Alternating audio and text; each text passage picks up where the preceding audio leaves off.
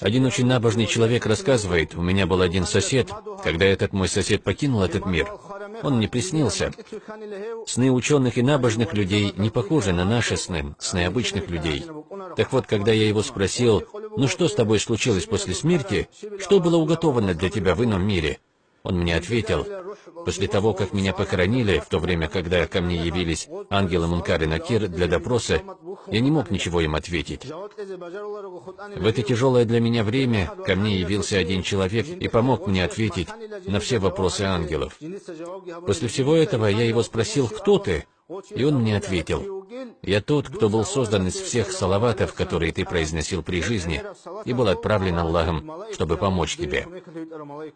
В такие самые страшные для нас времена, когда у нас забирают души, и когда мы будем проходить могильный допрос, для нас очень много пользы от салавата, да поможет нам Аллах в этом.